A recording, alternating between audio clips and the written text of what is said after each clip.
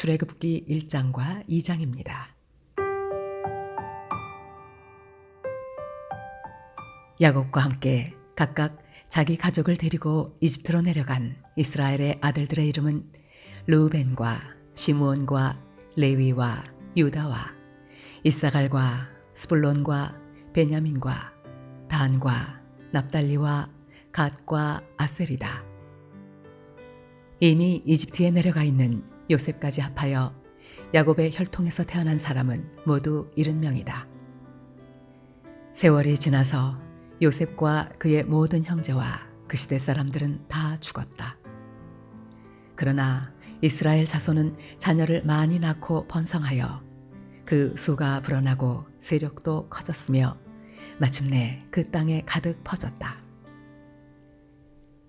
요셉을 알지 못하는 새 왕이 일어나서 이집트를 다스리게 되었다. 그 왕이 자기 백성에게 말하였다. 이 백성 곧 이스라엘 자손이 우리보다 수도 많고 힘도 강하다. 그러니 이제 우리는 그들에게 신중히 대처하여야 한다.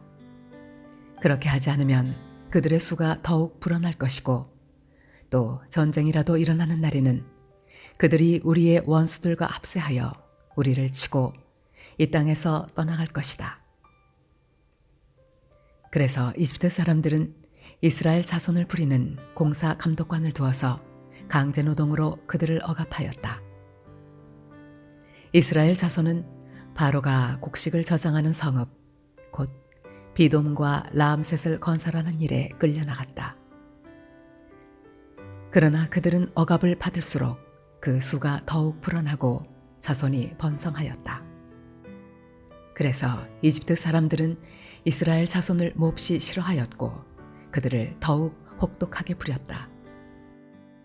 이집트 사람들이 흙을 이겨 벽돌을 만드는 일이나 밭일과 같은 온갖 고된 일로 이스라엘 자손을 괴롭힘으로 그들의 일은 매우 힘들었다. 한편 이집트 왕은 시브라와 부아라고 하는 히브리 산파들에게 이렇게 말하였다.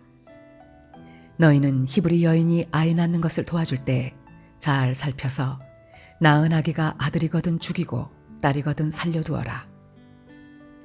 그러나 산파들은 하나님을 두려워하였으므로 이집트 왕이 그들에게 명령한 대로 하지 않고 남자아이들을 살려두었다. 이집트 왕이 산파들을 불러들여 그들을 꾸짖었다. 어찌하여 일을 이렇게 하였느냐? 어찌하여 남자아이들을 살려두었느냐? 산파들이 바로에게 대답하였다. 히브리 여인들은 이집트 여인들과 같지 않습니다. 그들은 기운이 좋아서 산파가 그들에게 이르기도 전에 아기를 낳아버립니다. 그래서 하나님이 산파들에게 은혜를 베풀어 주셨으며 이스라엘 백성은 크게 불어났고 매우 강해졌다.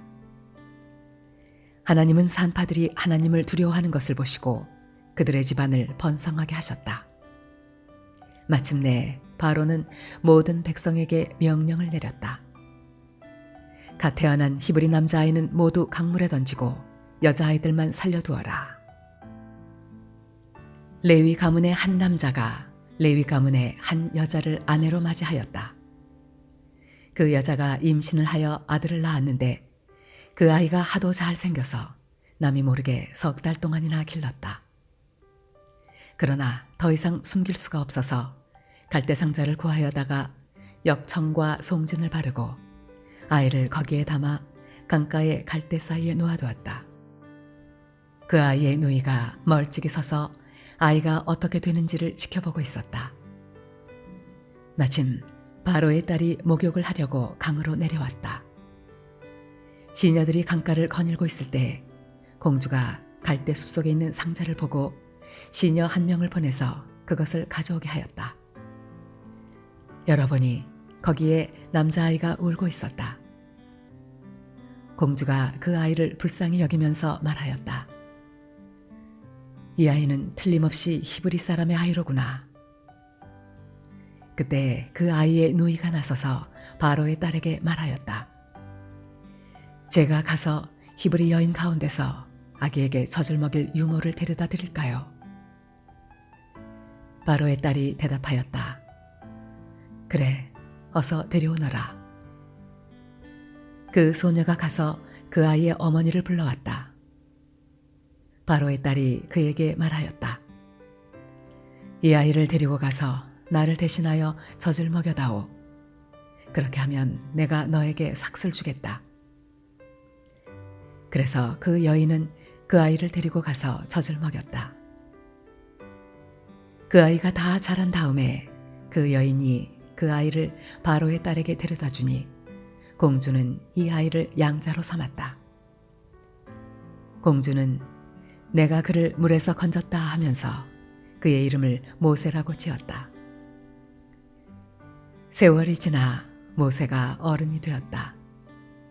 어느 날 그는 왕궁 바깥으로 나가 동족에게로 갔다가 그들이 고되게 노동하는 것을 보았다. 그때 그는 동족인 히브리 사람이 이집트 사람에게 매를 맞는 것을 보고 좌우를 살펴서 사람이 없는 것을 확인하고 그 이집트 사람을 쳐 죽여서 모래속에 묻어버렸다. 이튿날 그가 다시 나가서 보니 히브리 사람 둘이 서로 싸우고 있었다. 그래서 그는 잘못한 사람에게 말하였다. 당신은 왜 동족을 때리요? 그러자 그 사람은 대들었다. 누가 당신을 우리의 지도자와 재판관으로 세웠단 말이요? 당신이 이집트 사람을 죽이다니 이제는 나도 죽일 작정이요. 모세는 이 일이 탄로난 것을 알고 두려워하였다. 바로가 이 일을 전하여 듣고 모세를 죽이려고 찾았다. 모세는 바로를 피하여 미디안 땅으로 도망쳐서 거기에서 머물렀다. 어느 날 그가 우물가에 앉아 있을 때이다. 미디안 제사장에게 7딸이 있었는데 그 딸들이 그리로 와서 물을 길어 구유에 부으며 아버지의 양떼에게 물을 먹이려고 하였다. 그런데 목자들이 나타나서 그들을 쫓아버렸다. 그래서 모세가 일어나서 그 딸들을 도와 양떼에게 물을 먹였다. 그들이 아버지 르우엘에게 돌아갔을 때 아버지가 그들에게 물었다. 너희가 오늘은 어떻게 이렇게 일찍 돌아왔느냐? 그들이 대답하였다. 어떤 이집트 사람이 목자들의 손에서 우리를 구하여 주고 우리를 도와서 물까지 길어 양떼에게 먹였습니다. 아버지가 딸들에게 말하였다. 그 사람이 어디에 있느냐? 그런 사람을 그대로 두고 오다니 어찌 그럴 수가 있느냐? 그를 불러다가 음식을 대접해라. 르우엘은 모세가 기꺼이 자기와 함께 살겠다고 하므로 자기 딸 십보라를 모세와 결혼하게 하였다. 십보라가 아들을 낳으니 모세는 내가 낯선 땅에서 나그네가 되었구나 하면서 아들의 이름을 게르솜이라고 지었다. 세월이 많이 흘러서 이집트의 왕이 죽었다. 이스라엘 자손이 고된 일 때문에 탄식하며 부르짖으니 고된 일 때문에 부르짖는 소리가 하나님께 이르렀다. 하나님이 그들의 탄식하는 소리를 들으시고 아브라함과 이삭과 야곱에게 세우신 언약을 기억하시고 이스라엘 자손의 종살이를 보시고 그들의 처지를 생각하셨다.